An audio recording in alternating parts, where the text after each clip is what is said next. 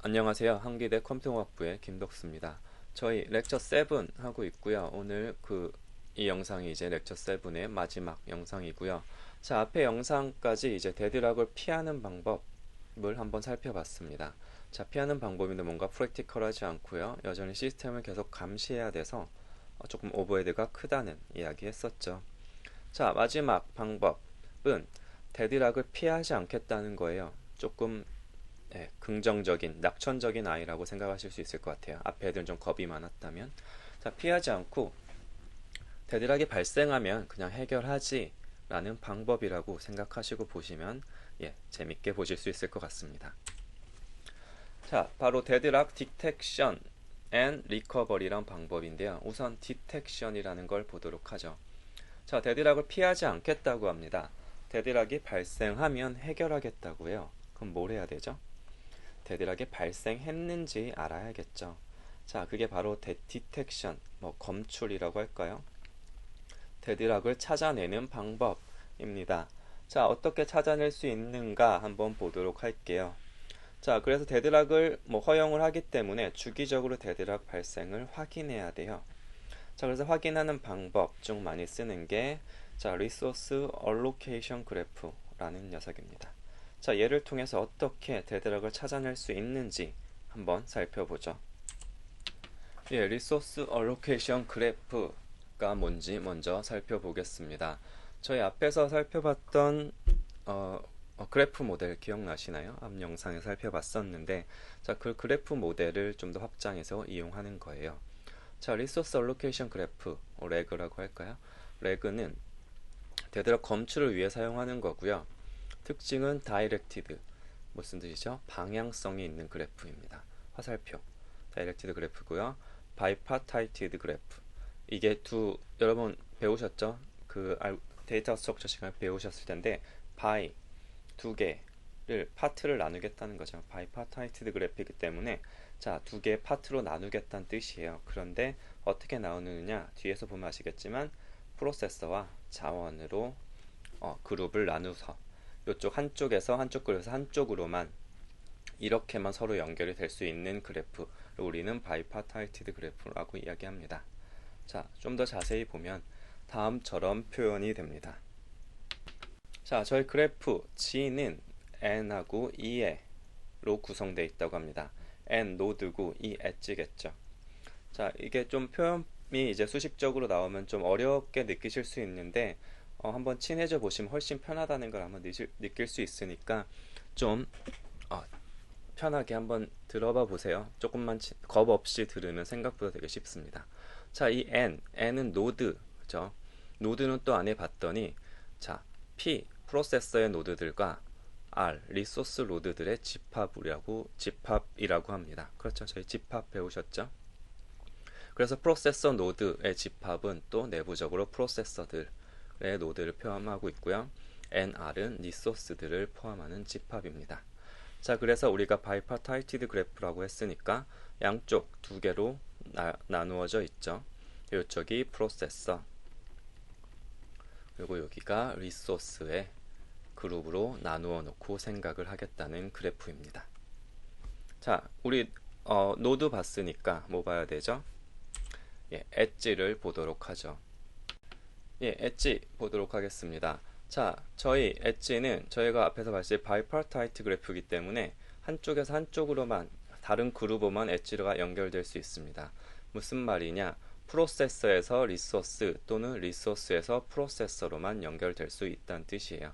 그래서 엣지가 정의가 되는 게, 자, 요쪽에 출발해서 요쪽으로 간다는 뜻이죠. 프로세서에서 리소스로 가면은 자원을 요청한다는 뜻이겠죠. 자, 저희 그래프 모델에서 했던 것과 똑같아요. 자, 그 다음에 리소스에서 프로세서로 가면 자원이 할당됐다는 뜻입니다. 자, 간단하죠? 엣지는 이렇게 표현이 됩니다. 바이파타이트 그래프이기 때문에 이렇게밖에 연결이 안 된다는 거 생각하시면 될 거고요. 자, 그리고 또 용어가 한 가지 나오는데, 노테이션이죠. 용어라기보다 기호, 노테이션이고요. 자, RK라는 건 뭐냐? 자원의 타입이 K 타입의 자원이라는 거고요. T의 K는 이렇게 정의됩니다. RK의 이 자원이 몇 개 있는가. 자, 얘가 몇 개인가로 표현이 돼요. 밑에 말이 좀 어렵게 적혀 있을 수 있는데, 자, 여기 리소스에 속하는 어떤 자원 K, 리소스라는 거죠. 어떤 자원은 에게는 어떠한 TK라는 게 존재하는데 얘는 이 자원의 수를 의미한다 라고 좀 말을 멋있게 풀어놨죠. 즉 여기 자원이 K 자원이 몇 개인가를 TK로 표현을 한 겁니다. 자, 그래서 보시면은 R1 안에 자원이 2개면 T1은 2가 된 걸 보실 수 있죠. T sub 2는 4가 되겠네요. 자, 이렇게 있고요. 또 로테이션 하나. 자, 여기 바 2개 있는 거. 절대값이라고 보통 알고 계시죠? 안에가 숫자면은 절대값이 되는데 안에가 이런 숫자가 아닌 게 쓰여지면 보통 개수라는 의미로 사용이 된다고 이해하시면 돼요. 앞으로 전공 서적 같은 거 보면 이게 많이 등장을 하실 텐데 그냥 개수라고 이해하시면 편합니다. 즉 A에서 B로 가는 엣지의 수를 나타내는 노테이션이죠. 그래서 P2에서 R2로 가는 이 엣지에 이 짝대기 2개를 씌워주면 어떻게 되죠? 2개 가니까 2가 되었습니다. 자, 이렇게 우리가 리소스 얼로케이션 그래프를 정의해 보았습니다. 자, 그래서 그림으로 그려보면 이렇게 돼요. 우리 자원 할당 상태 그리고 자원을 요청하는 상태를 그림으로 그리면 다음처럼 되죠.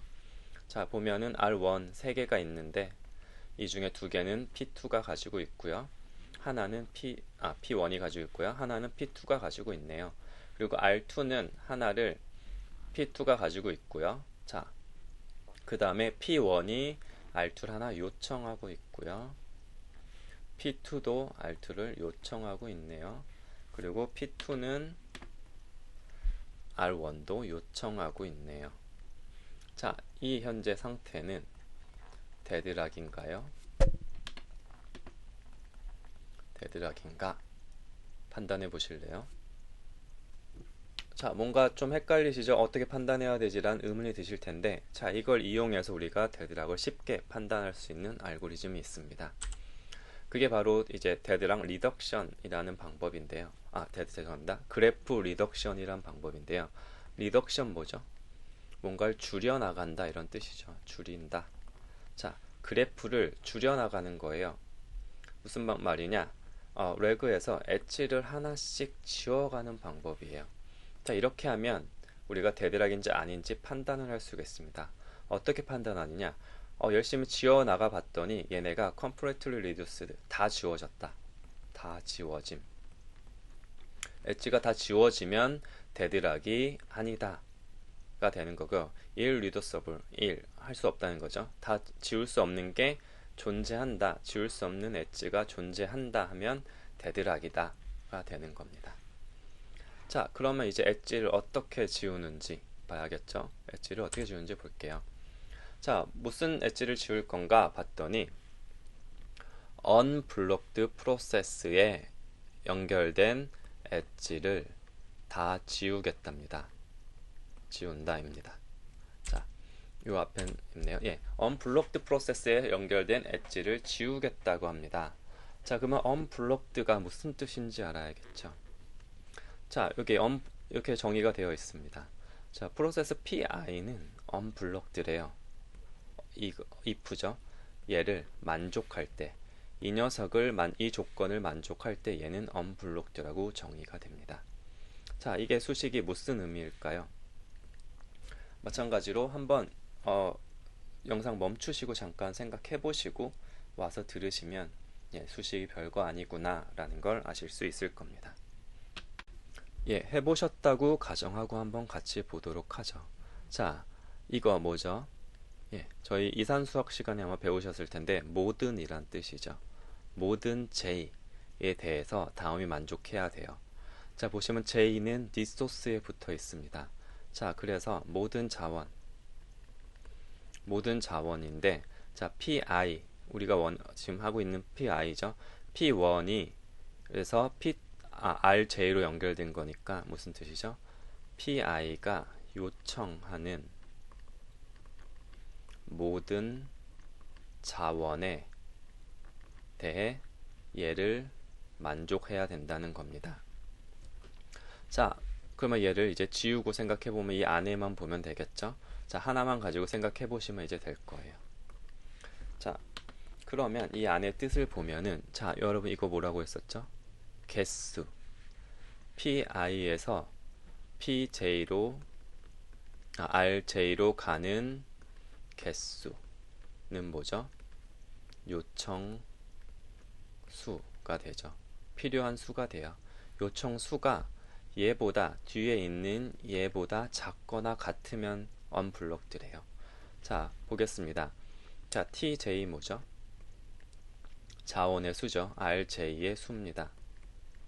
얘의 전체, 얘의 전체 수가 되죠. 자, TJ, RJ 자원의 수고요. 거기서 뭘 빼는지 봤더니 RJ에서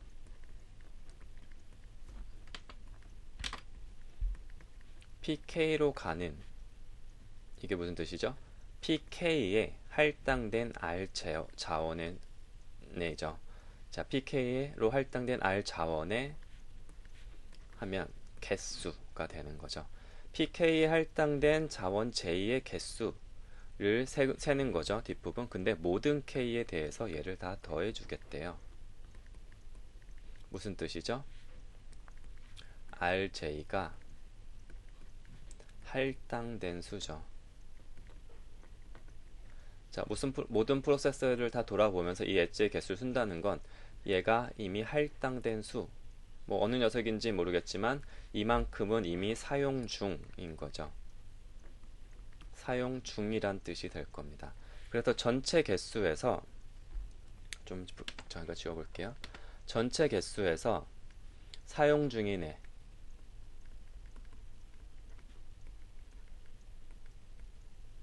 중인애를 빼면 뭐가 되죠? 얘는 남은 수가 되죠. 자, 이제 되셨나요? 자, 이 앞에 있던 이 녀석은 요청수였고요. 뒤에 있는 애는 남은 수입니다. 그래서 요청이 남은 수보다 작거나 같으면 주겠다는 거죠. 즉, 무슨 뜻이냐? 얘가 필요한 만큼 받을 수 있다란 뜻입니다. 그리고 앞에 모든이 있었죠. 필요한 모든 자원을 원하는 만큼 받을 수 있다 라고 정리가 되죠. 즉, 내가 필요한 자원을 다 할당 받을 수 있다 라는 뜻이 됩니다. 뭐 굉장히 어렵게, 수식을 되게 어려웠던 것처럼 보이지만 정리해놓고 보면 되게 명확하게 이 말을 표현하고 있죠. 즉, 필요한 자원을 모두 할당 받을 수 있는 프로세스를 우리는 unblocked process라고 하겠다라고 합니다. 자, 뭔가 되게 길게 설명해서 어려워 보일 수 있는데 다 지워놓고 한번 생각해 보시면 생각보다 어렵지 않습니다. 자, 나중에 한번 꼭 수식으로 따라가 보시고요. 자, 이렇게 unblocked process를 정리해 보았습니다.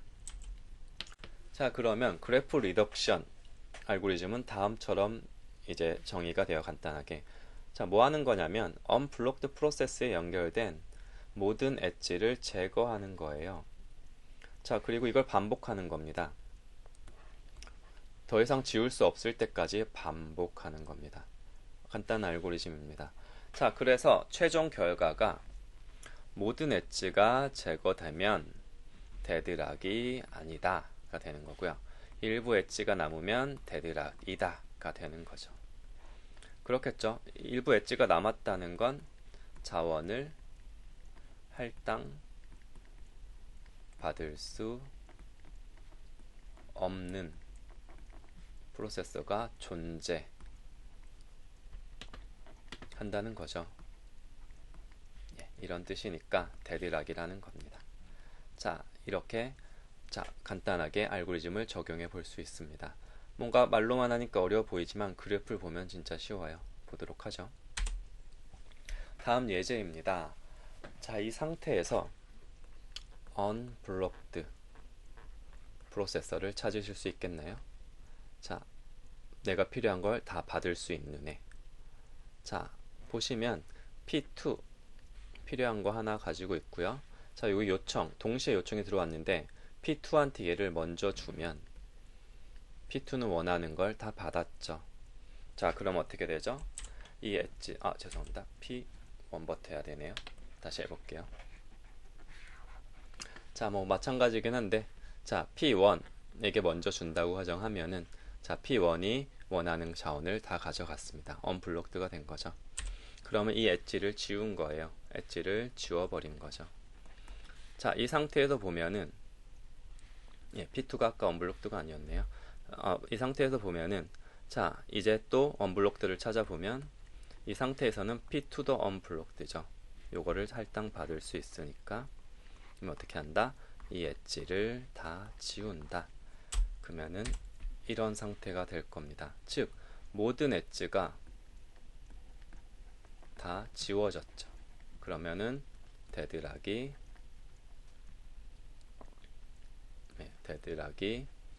아니다가 되는 겁니다. 자, 아주 간단하죠. 자, 쉽습니다. 자, 다른 예제 하나 볼까요? 자, 여기서 일단 언블록드 프로세스를 한번 찾아보실래요?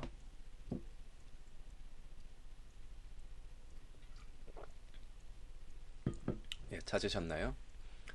얘가 언블록된 것 같네요. 얘를 여기다 주면 되니까. 그럼 얘를 지워 보겠습니다. 자, 이 상태 또 언블록드들 한번 블록드 프로세스를 찾아보실래요? 찾으실 수 있으신가요? 아마 못 찾으실 거예요. 없으니까. 자, 이러면 자, 엣지가 남아있죠. 남은 엣지가 있다는 건 얘는 데드락 상태다. 아이고, 자꾸 너무 번지네요, 오늘. 데드락이다 라고 알 수가 있습니다.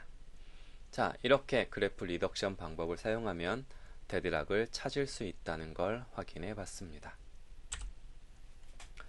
자, 그래서 데드락 디텍션 방법 정리해 보면 이제 계속 그냥 데드락이 일단 발생하기를 할 수 있더라도 활용을 계속 하다가 주기적으로 확인하는 거여서 검사 주기에 많은 영향을 받습니다. 성능면 또는 오버헤드 면에서 많은 영향을 받고요.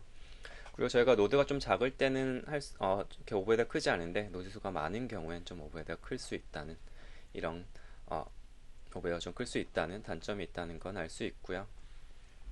그래서 좀 오버헤드가 적은 디텍션 방법들이 많이 개발이 되고 있을 거예요. 그런데 이런 경우는 보통 일단 특별한 경우를 가정하고 하는 경우가 많고요. 뭔가 리소스가 하나라던가 아니면은 리소스 요청하는 무슨 조건이 정해져 있다던가 자, 이런 방법들은 한 번씩 찾아보시고 공부해 보시면 될 것 같습니다. 자, 실제로는 뭐 운영체들은 이런 방법을 사용할 것 같습니다. 이게 바로 데드락 디텍션 메소드였습니다. 그래서 데드락 어보이던스 회피하는 방법과 데드락 디텍션 탐지하는 방법을 좀 비교해 보면 데드락 어보이던스는 뭔가 좀 이 그림 보면 이 하나의 가능성도 있으면 안 된다 잘라버리는 거죠. 뭔가 최악의 경우를 생각하는 거예요.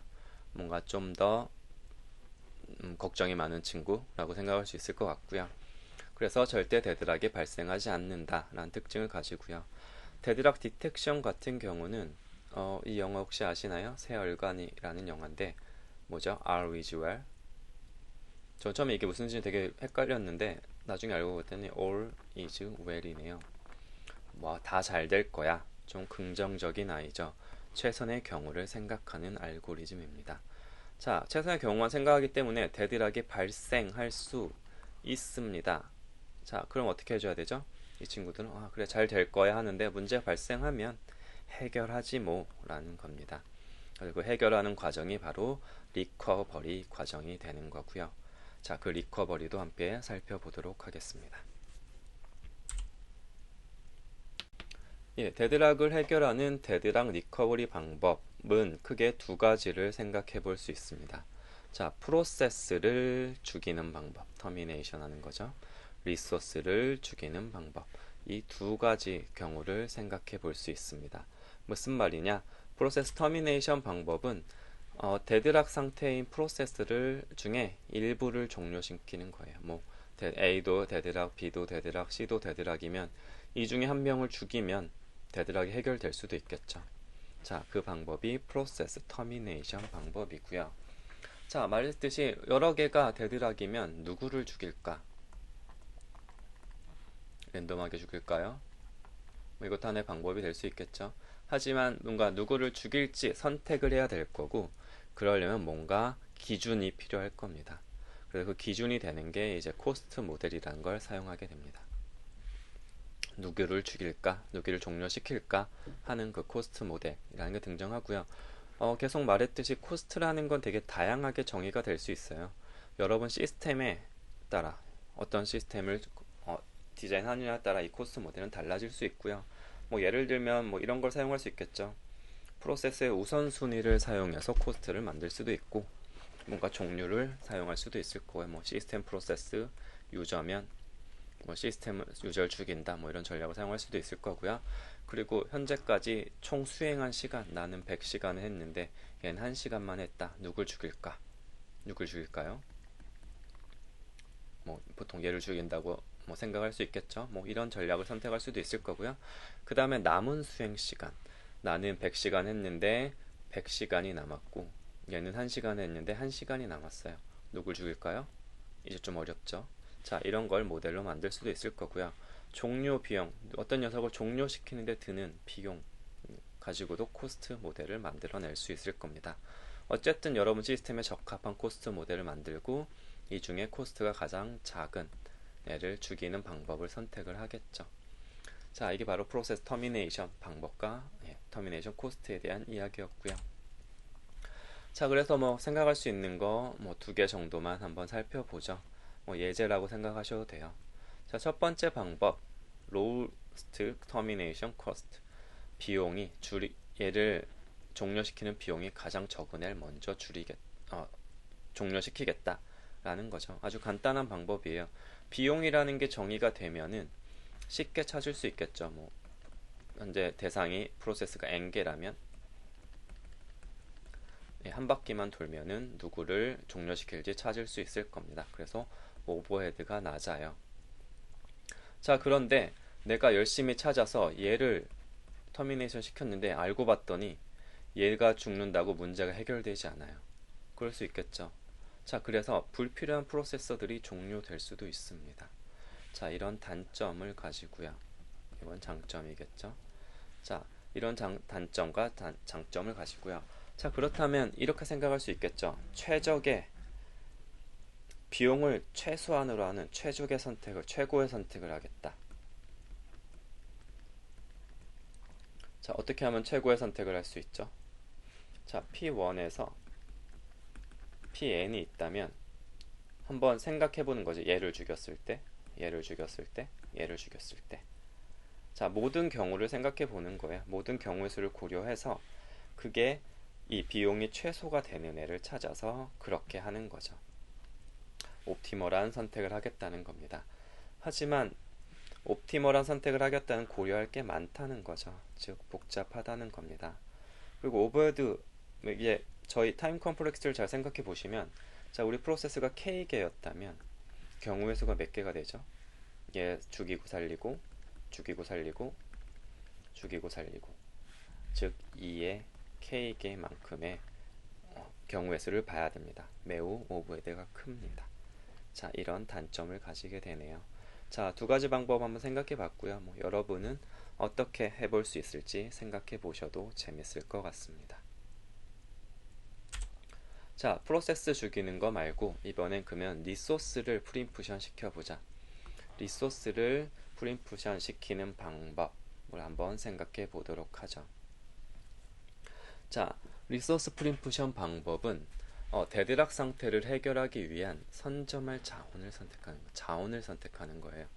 예를 들어 얘가 있는데 R1도 필요하고 R2도 필요하고 R3도 필요해요. 근데 얘네가 다 다른 애가 쓰고 있어요.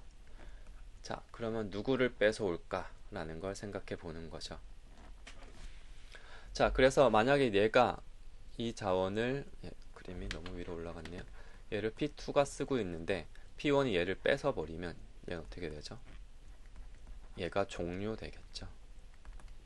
자, 그래서 해당 자원을 가지고 있는 애를 종료시키는 방법입니다. 자, 단점은 당연히 이게 되겠죠. 얘는 억울할 수 있을 거예요. 난 데드락이 아닌데. 죽을 수 있겠죠. 자, 데드락이 아닌 애가 종료될 수 있다는 단점이 있고요. 또 얘는 처음부터 아마 다시 시작을 해야 될 겁니다. 자, 이런 문제가 있는 발생할 수 있겠죠. 이 방법이 리소스 프리앰프션 방법입니다. 자, 마찬가지로 이 세 개의 자원 중 누구를 뺏어올까? 라는 걸 선택해야 될 거예요. 당연히 코스트라는 모델을 정의해서 기준으로 삼을 거고요. 자, 얘를 기준으로 삼아서 누구를 뺏을지 결정을 해야 될 겁니다. 자, 그리고 얘 같은 경우는 마찬가지로 얘네 경우 수가 되게 많겠죠. 1에서 n개 중에 누구를 뺏는 게 가장 비용이 적은지 마찬가지로 생각해 볼 수 있을 거예요. 하지만 얘의 타임 컴플렉시티는 b고의 r, 얘 개수가 r이었다면 r이 될 거예요. 왜 그렇죠? 하나씩 빼서 보면 되는 거죠. 하나씩 빼서 보면 한 바퀴만 돌면 되니까 코스트가 적습니다. 비고의 r만큼의 코스트만 든다는 장점을 가지게 될 것 같네요.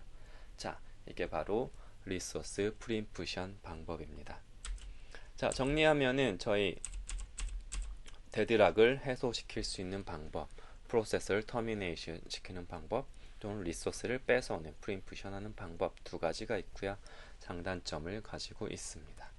여기까지가 데드락 리커버리에 대한 두 가지 방법을 살펴봤습니다. 자, 저희가 데드락 방법, 리커버리 방법을 살펴보면은 어쨌든 어떤 프로세스 i가 종료돼요. 맞죠? 어떻게 되든 하나가 이거 종료됩니다. 얘가 이렇게 있는데 이만큼 일을 하다가 종료되면 어떻게 되죠? 다시 처음부터 일을 시작해야 되겠죠. 뭔가 비합리적인 것 같습니다. 그래서 뭔가 다른 방법을 생각할 수 있겠죠.